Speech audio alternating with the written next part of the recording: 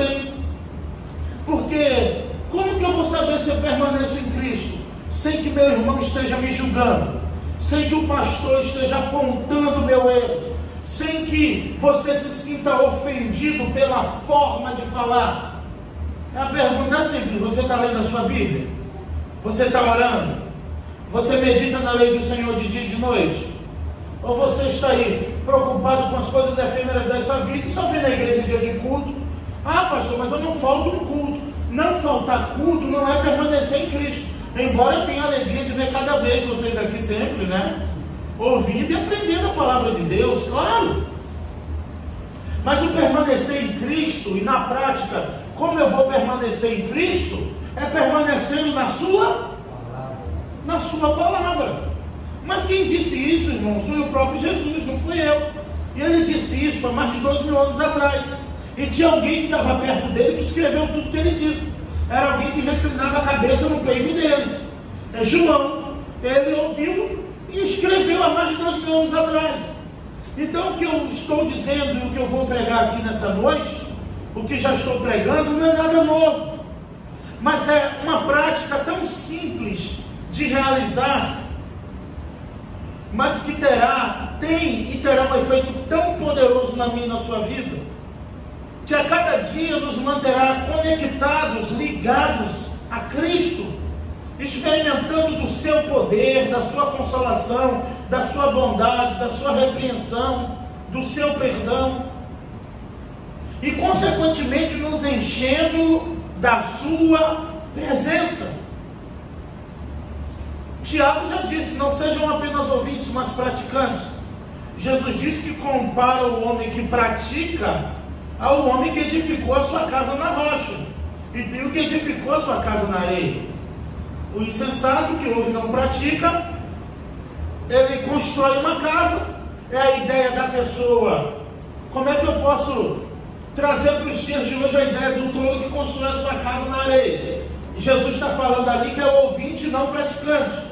É aquele que cumpre todos os seus rituais, é aquele que está sempre na igreja, é aquele que é conhecido como cristão, mas ele não pratica o que ouve, então ele não é firme, entende? Concorda ou não concorda, irmão? Ele ouve, mas nada firma ele. Parece uma casa na rocha. Você aperta o chão assim, ó, em volta dos pés está fofo, não tem raiz. E qualquer coisa tira ele, porque ele é móvel. Ele não tem alicerce, melhor dizendo. Eu vou usar o termo raiz aqui em João 15. Então Jesus disse: a pessoa que ouve,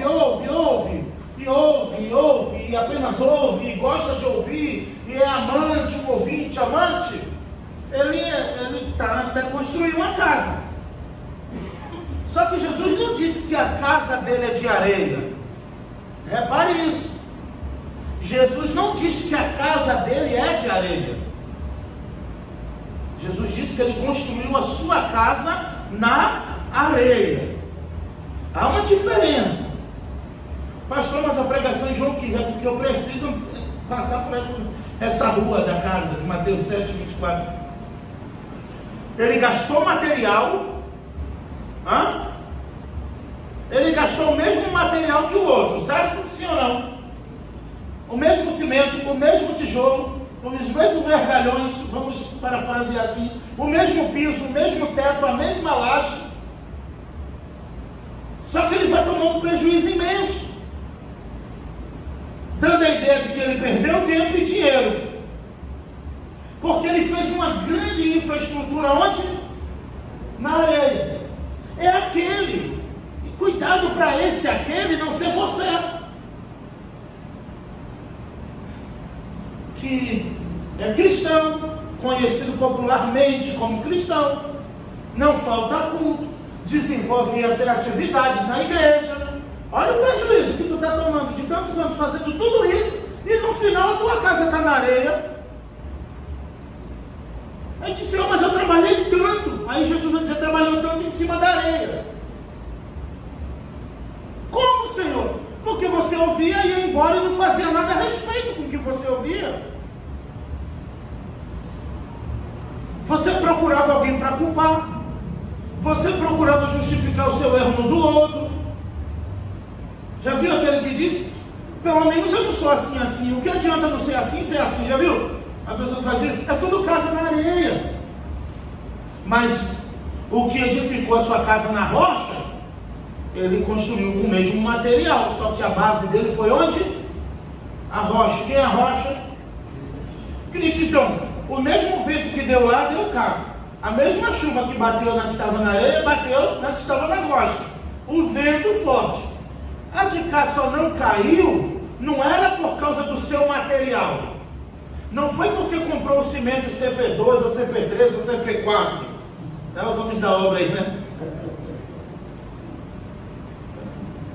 Eu ia comprar um cimento e falava, é o que? CP1, CP2, só não pode ser CPM23.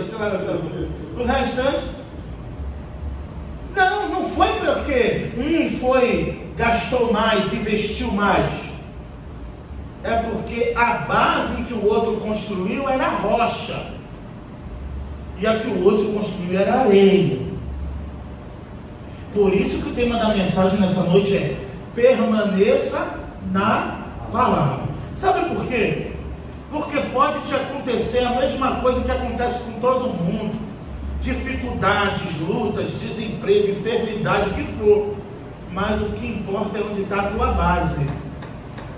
Se a tua base está na rocha, está na palavra que é Jesus Cristo, você vai suportar.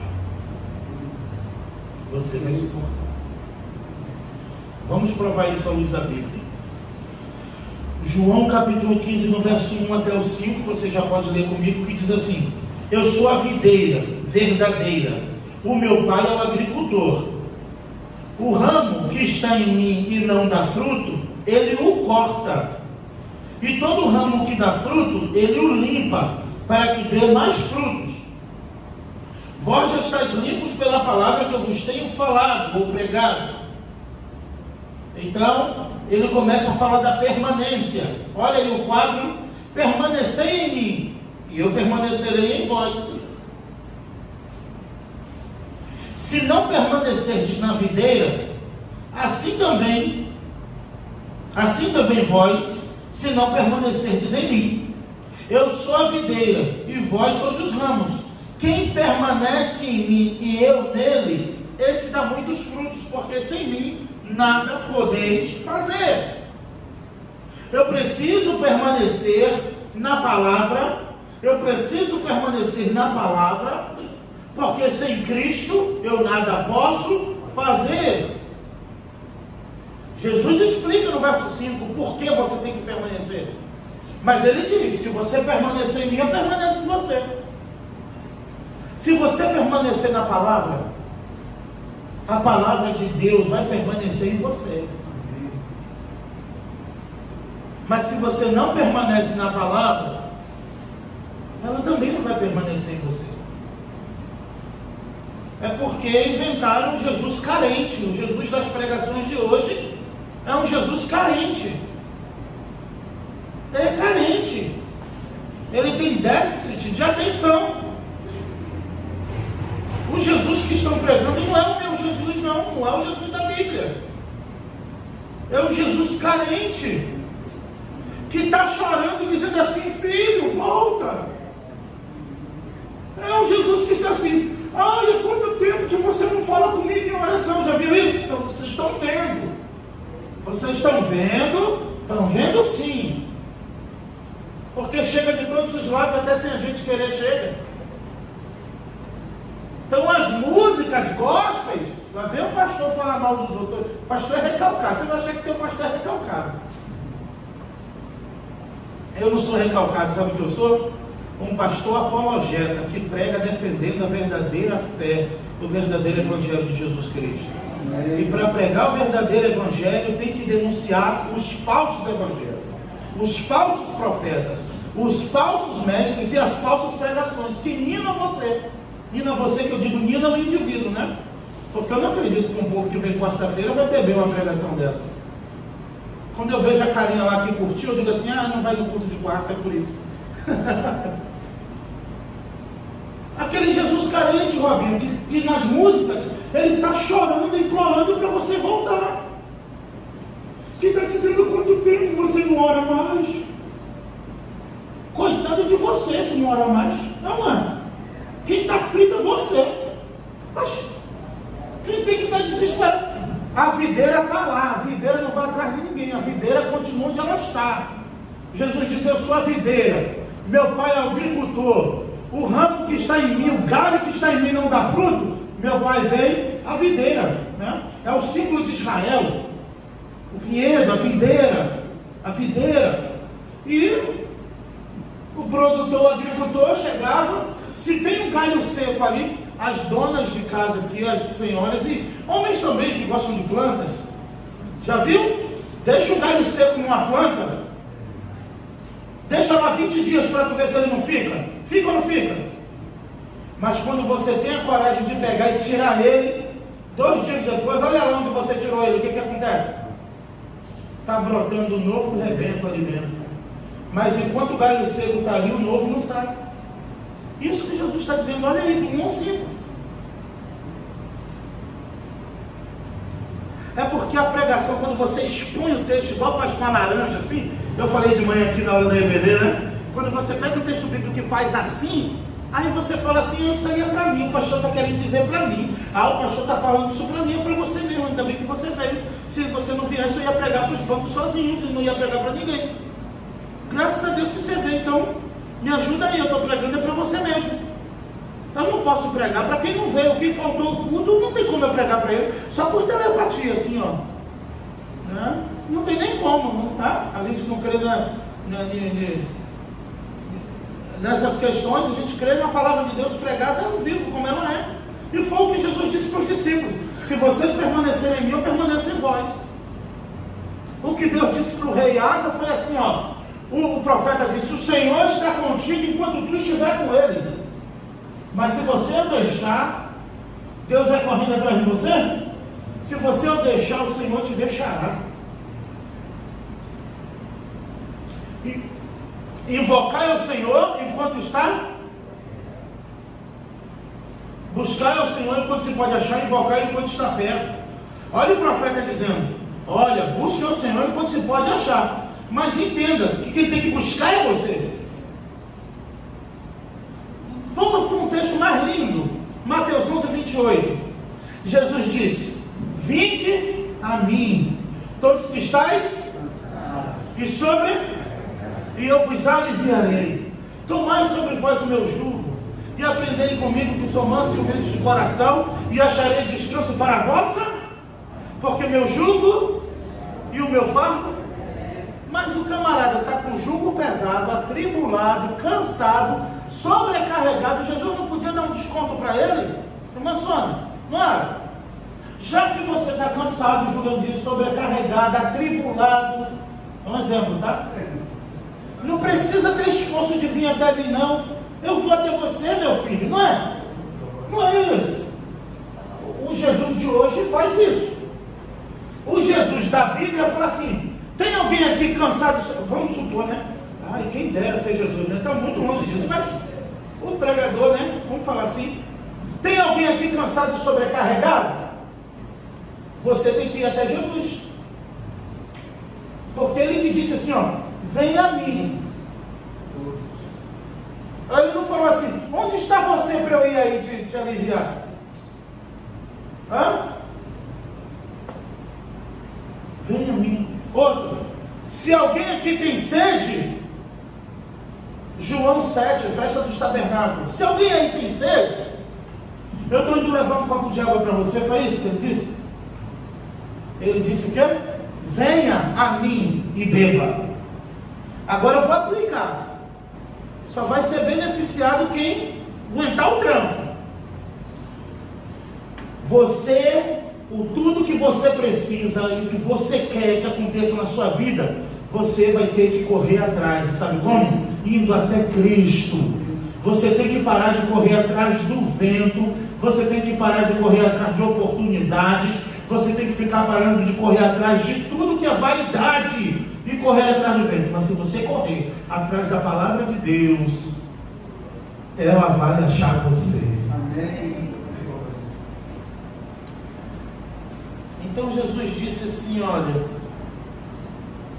todo ramo que está em mim não dá fruto é cortado.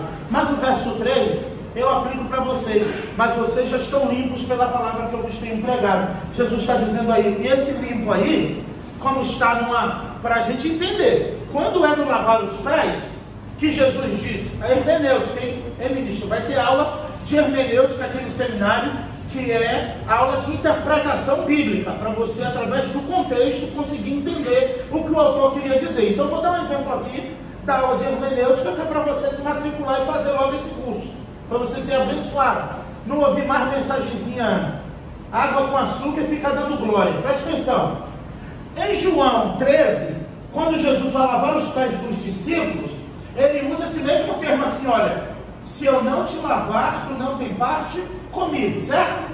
Ali ele está falando de água, de purificação, certo? Da banheira, da bacia. Mas aqui em João 15, ele começou falando de quem? Que o pai é o agricultor. Aí no verso 3 ele diz assim, vocês já estão limpos pela palavra que eu vos tenho falado. Mas o limpo aqui é tosado, é podado, já não é o limpo de lavado com água, é o ó, eu já aparei as suas pontas, eu já podei vocês com a minha palavra. Entende o que a palavra de Deus está fazendo comigo e com você nessa noite? Está tirando os galhos secos das nossas vidas, amém? Você pode glorificar, fala mais, Senhor, me limpo. Senhor, onde houver um galho seco na minha vida que não está dando fruto, corta, Senhor. Se não está dando fruto, não serve para nada. Mas se ele cortar, vai nascer um ramo novo que vai dar frutos. Percebe? Lavados e lavados, limpos e limpos. Limpos de água, de quem toma um banho, e limpo do agricultor que chegou na sua vinha, e onde ele encontrou um galho seco, ele vem com a tesourinha lá, aquela de cortar plantas, né, especial que eles têm, né, e vai lá com a tesourinha, aí ele olha depois a sua vinha e diz assim, a minha vinha está limpa.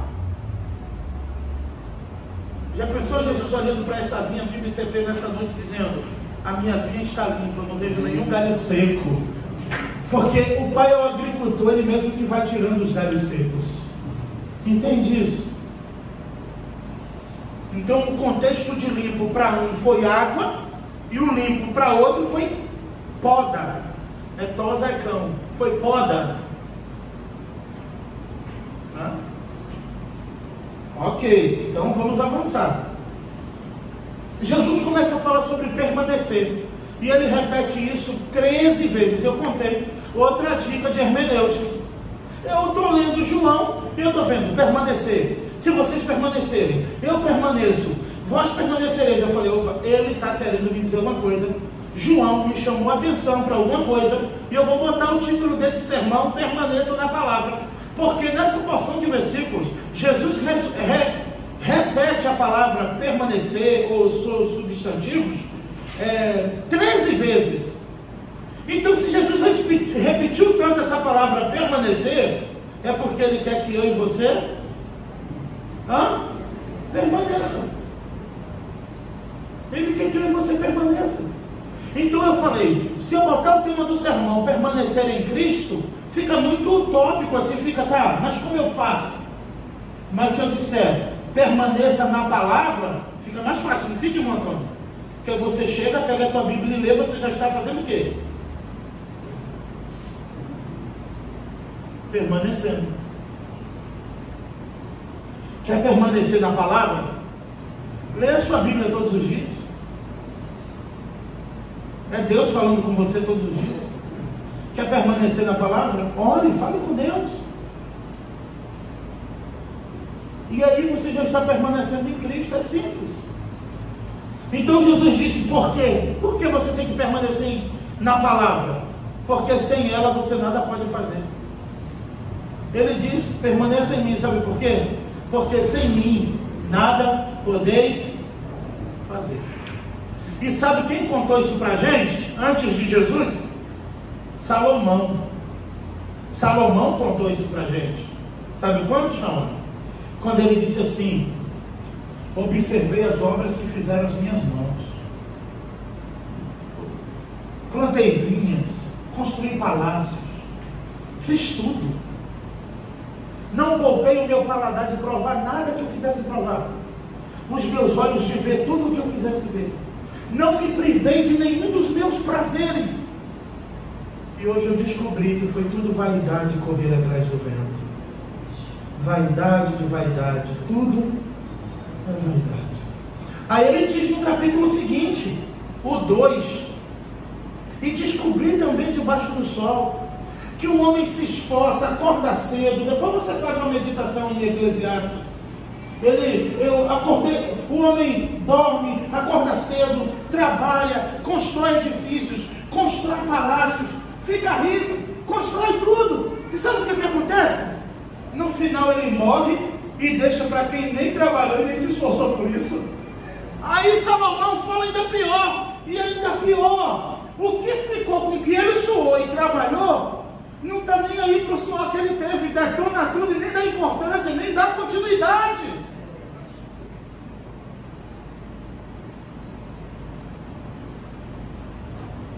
Salomão que diz isso em Eclesiastes. Eu falei, meu Deus, Salomão já estava vendo briga de herança lá atrás.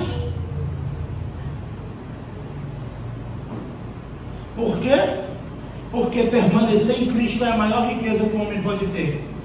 Porque é um tesouro que ninguém rouba de você, Fábio. Esse tesouro ninguém pode tirar. Nem o estelionatário, nem a traça, nem a ferrugem, nem um ladrão mina, ninguém consegue.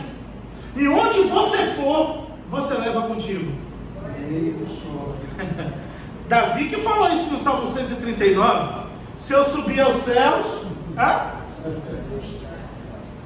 se eu fizer se eu for para um lugar mais alto, me esconder na alvorada, se eu for nas profundezas do mar, até ali a tua mão me guiará e a tua destra me sustentará. Mas e se eu fizer minha cama no Sheol, na sepultura? Ele disse o quê? Até ali tu estás comigo. Para onde eu me irei do teu espírito? E para onde eu fugirei da tua presença? Qual é a riqueza de verdade? Permanecer em Cristo, permanecer na palavra. Mas vamos avançar. Quando Jesus disse que sem mim nada podeis fazer, ele está lembrando os discípulos: deixe de ser autossuficiente. Não vai esquecendo não. Sem mim nada podeis fazer. Agora o 6. Aí começa aquela matemática exata que você teve lá na 4ª série igual a mim, né? Só que como diz lá aí depois começaram a botar um monte de letra, complicou tudo, né? X mais Y, você tem que descobrir o que é. Mas voltando para a 4ª série, você, na aula de matemática, você consegue entender o português aqui da Bíblia. Como, pastor? Porque ele diz aqui no verso 6, olha: quem não permanece em mim será jogado fora e seca. Sabe por que seca? A semelhança de um ramo. Esses ramos são recolhidos, jogados no fogo e queimados. É escatológico, juízo final isso aqui. Aqui Jesus está falando do grande dia. O que vai acontecer com os galhos secos de uma árvore qualquer?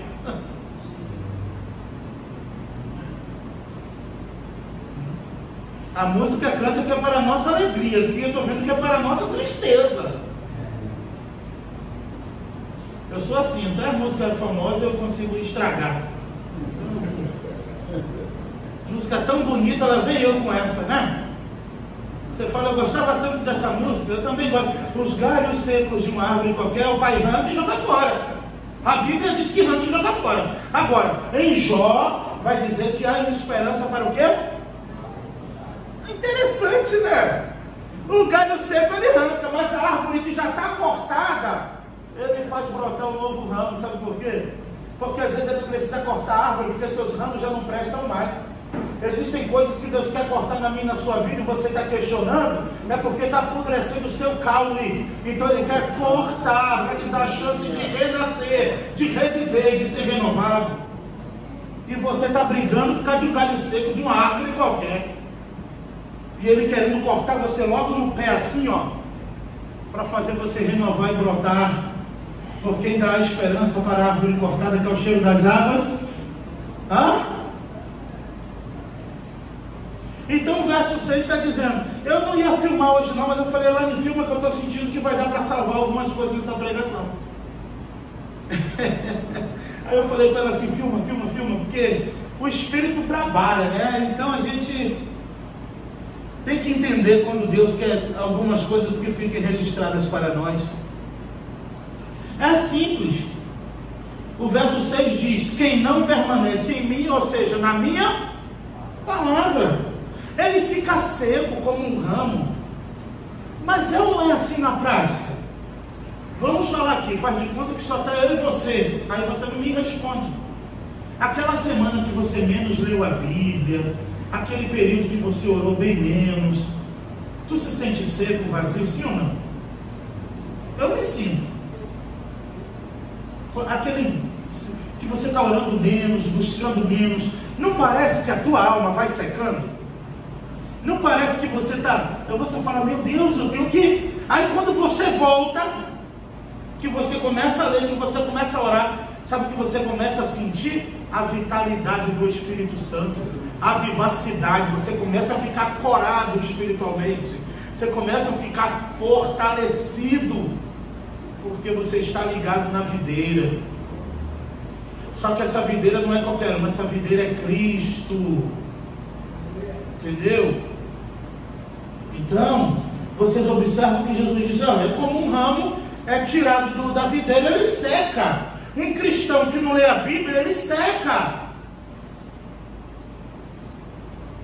Uma vez no seminário onde eu estudava, um colega meu falou assim, este é um varão, um tição tirado do fogo. Eu falei, está repreendido em nome de Jesus. Aí ele falou, você não quer ser um tição tirado do fogo, não? Eu falei, claro que não, que uma hora ele vai apagar. Eu prefiro ser uma madeirinha assim, nem precisa ser um tição, mas que está na fogueira ali, ó, fumegando. Olha, aquela brasinha vermelha que dá para assar um milho, já está bom. Um tição fumegando, ele queima rapidinho, é ou não é, irmãos? E daqui a pouco já nem existe mais, eu repreendi. Aí ele disse, mas falaram isso do John Wesley, você não quer? Eu falei, deixa para John Wesley, por isso que ele morreu com 50 e poucos anos, eu quero ficar vivo. Saudoso, né?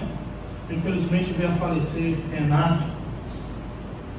Então, a gente precisa entender que o permanecer em Cristo é um benefício para mim, para a minha vida, para a minha alma, para a minha paz. E paz, irmãos, isso já é jargão, mas eu vou repetir, paz não é ausência de problemas, não. Um cristão que lê a Bíblia, que ora, que busca a sua santidade no Senhor, ele tem tribulações sim, a aflição já foi garantida por Jesus. No mundo tereis ansiedades, dificuldades. O salvo passa, ele só não permanece assim. Sabe por que ele não permanece aflito? Sabe por que o problema pode até continuar, mas você só fica aflito por um momento.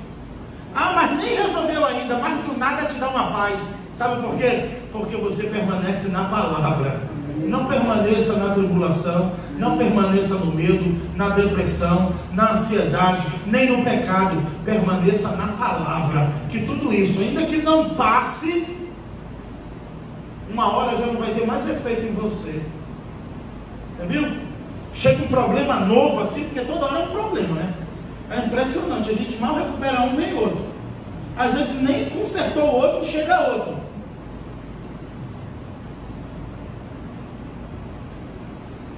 Porque eles estão procurando Satanás de chifre por aí, ele descobriu outra coisa melhor. Vou mandar tribulação para ele, que ele se atribula sozinho, se enrola todo e não lê a Bíblia, não ora, o diabo nem bota a mão. O diabo nem bota a mão. Joga 3 tribulações num dia só, um vento. Uma mensagem assim, ó, na telinha do celular já desestabiliza um áudio que você ouve, um e-mail, uma ligação, tudo muda. Satanás só precisa disso, ele só quer soltar o cavalo, o resto é com você. Já viu essa ilustração, né? Satanás passou e viu um cavalo, aí ele pegou e soltou o cavalo. O cavalo entrou na vinha na fazenda do fazendeiro, comeu os milhos, saiu comendo tudo, pisoteando tudo. O fazendeiro pegou a espingarda e matou o cavalo.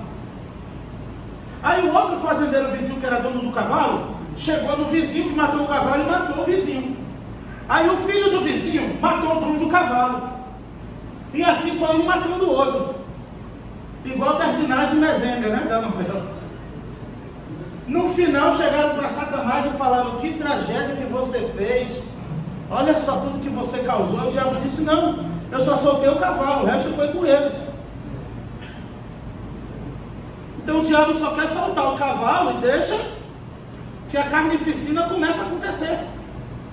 Mas quando eu permaneço em Cristo, que eu estou com medo, eu lembro do que o salmista disse na sua palavra, na palavra de Deus. Sabe o que ele disse? Nada demais, mas olha como ele me fortalece. No dia em que eu temer, eu hei de confiar em ti. Pronto, eu estou com medo, eu confio em Deus.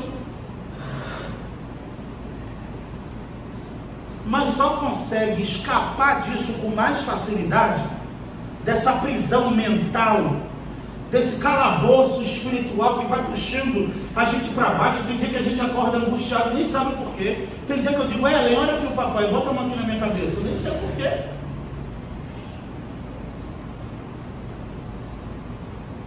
Quando você se lembra da palavra de Deus, o Espírito Santo traz ela ao seu coração e à sua mente. Os problemas continuam, mas você não é mais o mesmo, porque você foi restaurado. Você foi lembrado pelo Espírito Santo de uma promessa que Deus tem na sua palavra, que eu estou convosco todos os dias até a consumação dos séculos. Aí você está muito angustiado porque te fizeram mal, porque enganaram você está decepcionado, você está muito angustiado. Aí você lembra do Salmo 91: estarei com ele na hora da angústia. Pronto. Aí você diz: eu estou muito angustiado. É verdade, mas você não está só. Deus prometeu que estaria com você na hora da angústia. Aí você lembra. Aí todos me abandonaram. Aí você: não.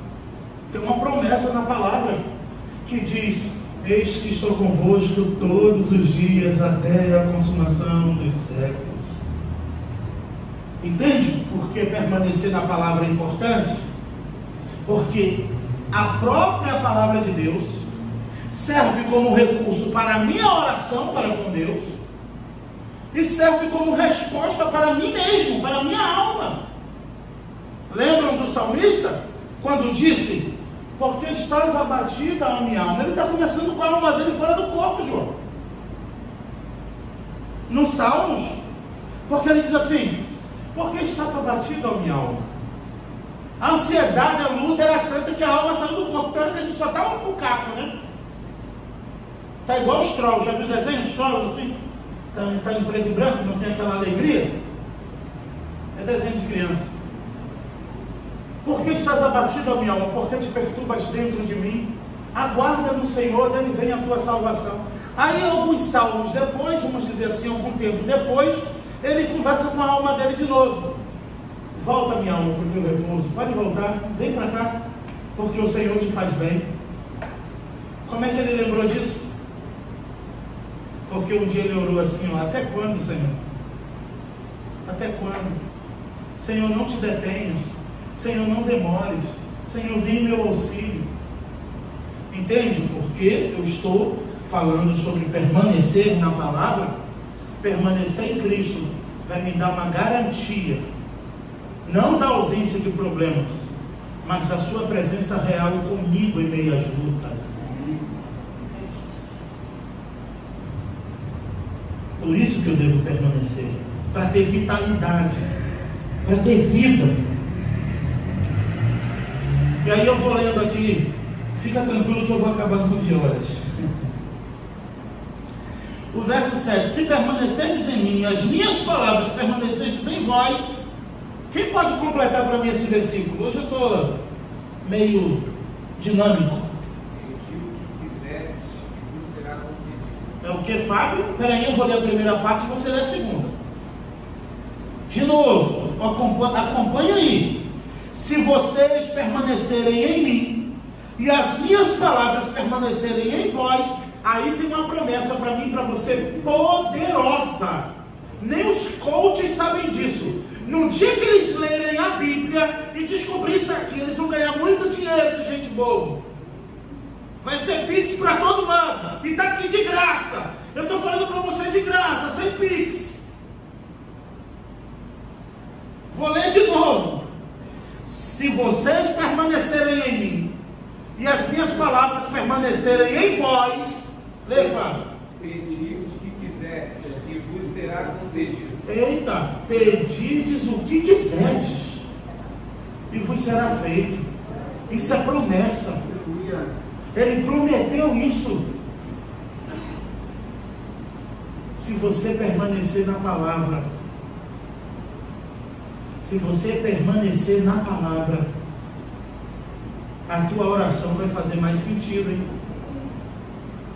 Se você permanecer na palavra, mas, pastor, já permanece, mas eu preciso, eu quero viver isso aqui.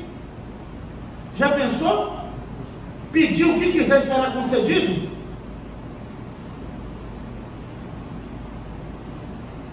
É isso. Se você permanecer na palavra, você vai pedir o que quiser. Mas esse o que quiser, o fato de permanecer na palavra, a tua mente vai estar lapidada, tá? Você vai ter uma mente cristã, claro. Não é o gênio da lâmpada aqui, tá? Mas o coach vai usar isso, entendeu? O que você quer? Qual é o teu sonho? Vai acontecer. Não. Se a palavra de Cristo estiver em você, você só vai pedir o que estiver de acordo com a sua palavra. Pastor, como é que o senhor prova isso? Na carta de João, capítulo 5. Se pedirmos a Ele o que estiver de acordo com a sua vontade, Ele nos ouve. Se não estiver de acordo com a sua vontade, Ele não vai ouvir. E como eu vou saber, pastor, que o que eu estou pedindo está de acordo com a vontade de Deus? Eu vou para Filipenses 4 e descubro. Há algum louvor? Há alguma virtude? É de boa fama? É para o bem? Vai beneficiar? É saudável? Nisso pensai. Está lá a dica. Ainda estou no 7, como é que pode? Meu Pai é glorificado nisso, olha o verso 8. Em que deis muitos frutos, e assim sereis meus discípulos. Como o Pai me amou, assim também vos amei. Permanecei no meu amor. É uma afirmação. Como o meu Pai me amou, eu também vos amei. Permaneçam no meu amor. Permaneçam no meu amor, porque meu Pai é glorificado nos frutos que vocês dão. É isso. Lembra que Jesus vai até uma figueira, ele teve fome, e ele vê uma figueira linda, cheia de flores, folhas bonitas, e quando ele chega não tem frutos? Ele não deu nem outra chance para aquela figueira. Ele a amaldiçoou até as raízes e disse: nunca mais ninguém coma fruto de ti, porque você me enganou. Você tem aparência, mas não tem frutos. Parece, mas não é. Tem nome, mas não é. Parece que tem, mas não tem. Promete que vai dar e não dá. Está bonita, época de figos, ela cheia de flores e folhas e sem frutos. Tem uma coisa errada. Porque de longe eu pensei que tinha frutos. Quando eu cheguei perto, não tinha nada. Mas o nome do Senhor é glorificado quando damos frutos para a honra e glória do Senhor. E que os frutos são esses? Frutos dignos de arrependimento. Eu tive fome e me deste de comer, eu tive sede e me deste de beber, eu estava nu e me vestiste, estava preso e foste me visitar. Senhor, quando? Até o salvo pergunta, que ele não lembra. Senhor, mas quando que tu teve fome e eu te dei de comer? Quando que tu teve sede eu te dei de beber? Quando que tu estava nu eu te vesti? Quando que tu estava preso eu fui te visitar? Aí Jesus responde para o salvo: quando fizestes a um dos meus pequeninos, a mim o fizestes.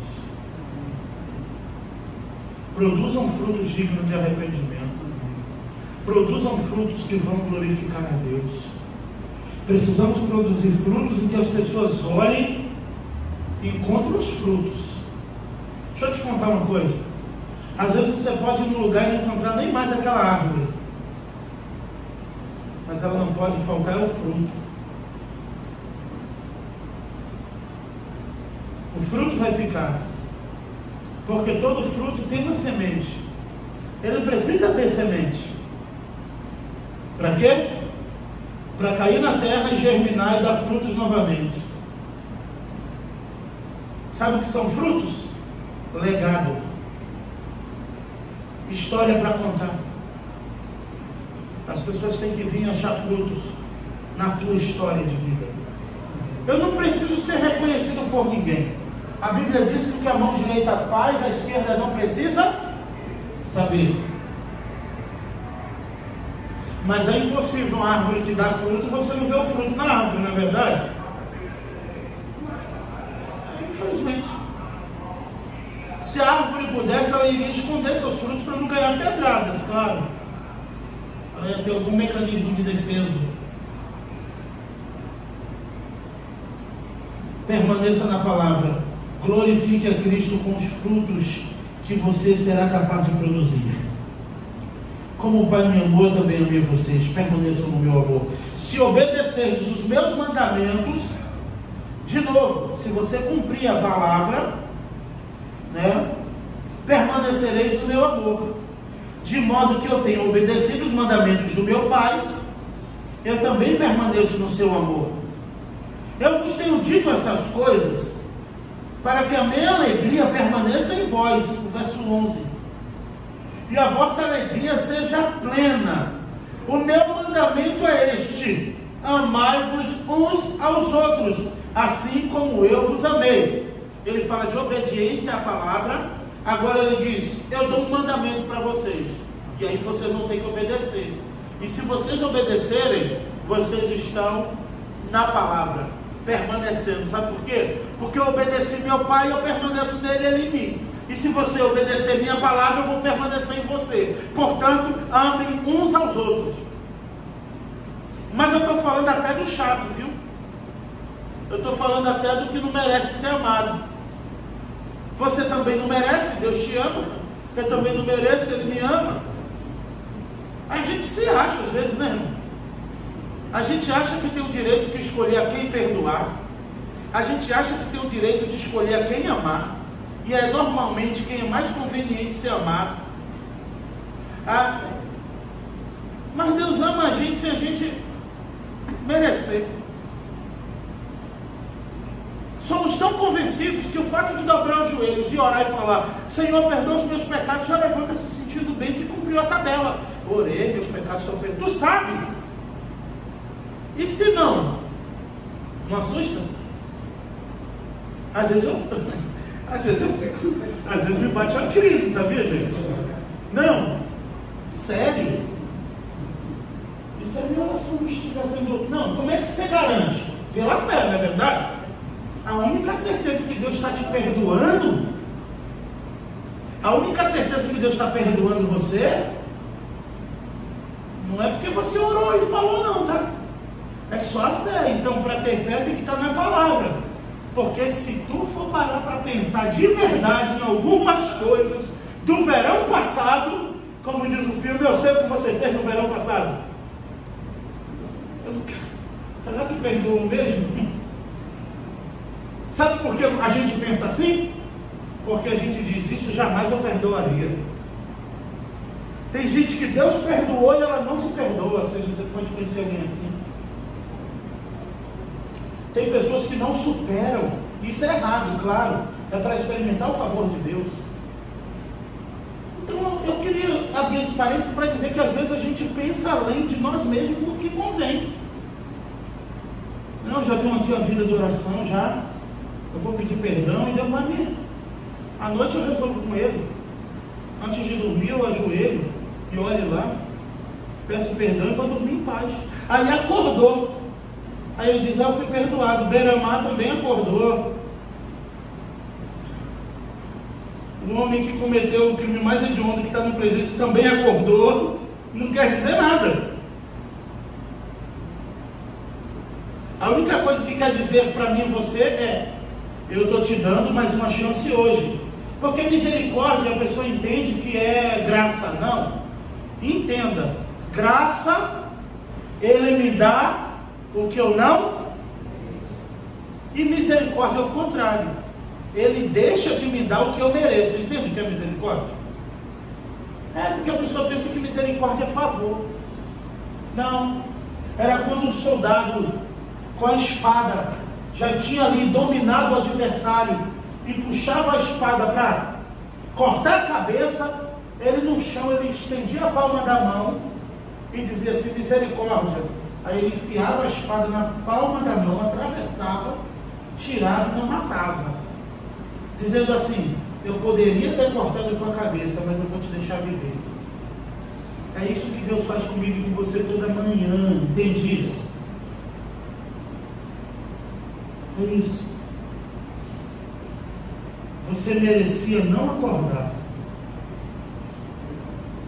mas acorda aí, vai. Te dou mais uma chance para orar de verdade. Te dou mais uma chance para ler a Bíblia. Te dou mais uma chance para chegar perto de mim. Te dou mais uma chance de ser mais crente. Te dou mais uma chance de ser fiel. Te dou mais uma chance de permanecer em mim. Te dou mais uma chance de me adorar em espírito e em verdade. Toda vez que eu acordo, eu tenho que ter esse sentimento que Deus está me dando mais uma chance de morar no céu. Senão a gente fica se achando muita coisa que não é. E quando eu digo a gente, todos nós, literalmente falando, não escapa ninguém aqui, só as criancinhas. Por isso que Jesus está dizendo: permanece. Aí Jesus fala antes: vem comigo, não precisa. Olha aí o 10: se obedeceis os meus mandamentos, permanecereis no meu amor. Do mesmo modo que eu obedeço meu Pai, eu permaneço nele, ele permanece em mim. Então agora eu vou dar um mandamento para vocês: amem uns aos outros. Pronto. Aí, está aí. Amem uns aos outros. Permaneça. Ame. Continue amando. E amando. E amando. Porque eu obedeço meu Pai. Por isso que ele habita em mim. E se vocês me obedecerem, eu vou permanecer em vocês. Mas é o que, Jesus? Está aí, o 14. O meu mandamento é este: amai uns aos outros, assim como eu vos amei. Ninguém tem amor maior do que aquele que dá a própria vida pelos seus amigos. Aí Jesus está dizendo: ninguém tem amor maior do que o meu, que vou dar minha vida por todos vocês. E vocês vivos não podem amar uns aos outros? O meu amor, eu vou morrer por todos. Reparou? Jesus provou o seu amor para conosco. Deus provou que deu seu Filho para morrer por nós, sendo nós ainda pecadores. Só que Cristo morreu. Mas não é porque ele era Deus que ele não sofreu nessa morte, não. As dores que ele sentiu foi de verdade. O chicote, os açoites, o espancamento, tudo foi de verdade, irmãos. Ele sentiu a dor na carne e morreu para provar o seu amor. A gente vivo, ninguém bateu na gente, ninguém espancou a gente. E dificuldade de amar um ao outro, né? Claro, a gente quer amar quem não fala mal da gente. A gente quer amar quem ama a gente. A gente quer amar quem gosta da gente. A gente quer amar quem está na mesma mão que a gente.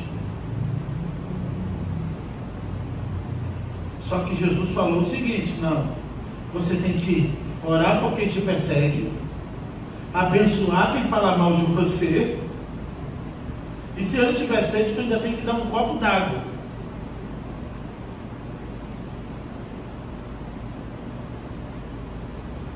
Vai no 14 comigo. Vós sois meus amigos, se fizerdes o que eu vos mando. E o que Jesus mandou lá atrás? Quem não ama o outro não é amigo de Jesus. Jesus diz: vocês serão meus amigos se fizer o que eu estou mandando. Se não cumprir o meu mandamento, não é meu amigo.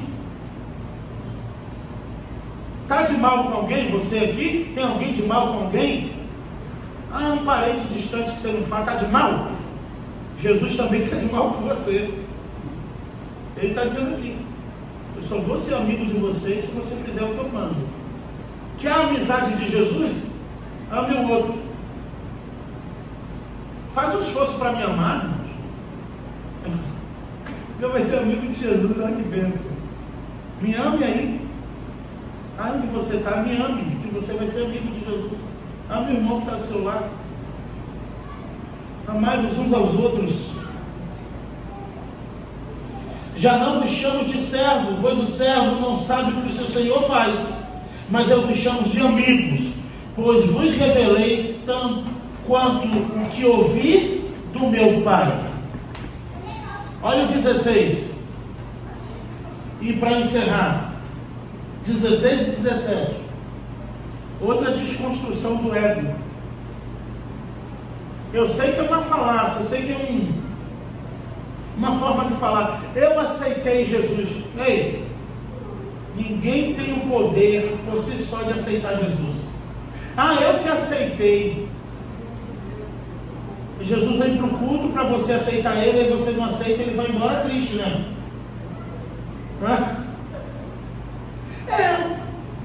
Aí o pregador, por isso que me perguntam, viu, Tiago? Diácono, fala assim: pastor, não faz apelo. Pastor, se fizesse o apelo, irmãos, quando eu faço, Jesus vai embora triste, que ninguém aceita. Alguém aí quer aceitar Jesus? Quer aceitar? Quem? Cadê? Quem quer aceitar? Ele está aqui, o Rei da Glória, já glorificado, ressurreto, olhos como chama de fogo, pés como latão que brilha, voz de muitas águas, cabelos brancos como a neve. Aí fizeram uma música que ele vem saltando pelos montes. Aqui não canta.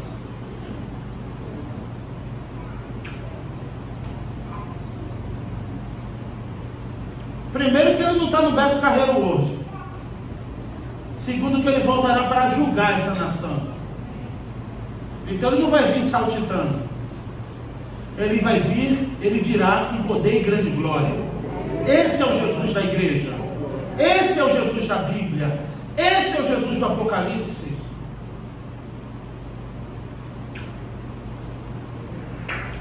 Não é? Quer aceitar Jesus? Não. Aí preste atenção. Aí como não aceitou Jesus, agora vem você que está com dor na coluna, que ele cura, já que você não aceita ele, aceita pelo menos uma cura na coluna? Já que você não quer ele como Salvador, se você vir aqui, ele pode curar tua dor de cabeça, serve. Aí o pregador: não, mas não tem ninguém ainda. Pergunta se tem alguém com reumatismo. Tem alguém aqui com reumatismo? Venha. Já que não quiseram salvação, eu vou fazer um milagre aí, eu vou fazer uma cura. Não. Esse não é o Jesus da Bíblia. Ele diz aqui em João 16 e 17, não foi vocês que me escolheram. Todos vocês que estão aqui. E isso é a maior alegria. Foi Jesus que escolheu você. Ele que diz: não foi vós que me escolhestes. Pelo contrário, eu vos escolhi e designei a ir e dar frutos, e que esse fruto permaneça, a fim de que o Pai vos conceda tudo quanto pedirem em meu nome. Foi por isso que eu escolhi vocês, para vocês irem dando frutos, esse fruto permaneça. Os anos podem passar, mas aquele fruto vai permanecer. Você pode passar, mas os frutos não. E aí vocês vão pedir tudo o que quiser e vos será feito. Aí ele encerra no 17 assim: eu vos ordeno. Agora ele já estreitou mais. Eu dou uma ordem a vocês. Eu vos ordeno. O quê? Qual é a ordem? Quem pode ler? É ordem. Ordem de Jesus.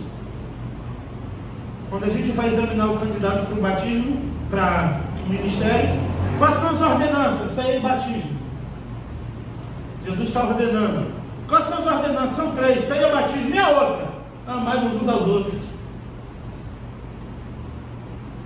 Como é que você é batizado se não ama? Como que você toma ceia se você não ama? Eu vos ordeno: amai-vos uns aos outros. E você veio aqui nessa noite para permanecer na palavra de Jesus. Sabe como?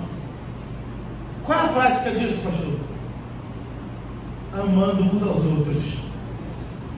E quando você lembrar que aquele irmão, que aquela pessoa, ainda que não seja cristão, aquele parente, não merece o seu amor, não merece a sua atenção, não merece o seu carinho, não merece a sua bondade, aí você olha para o céu e lembra de você, que você escapou hoje por pouco.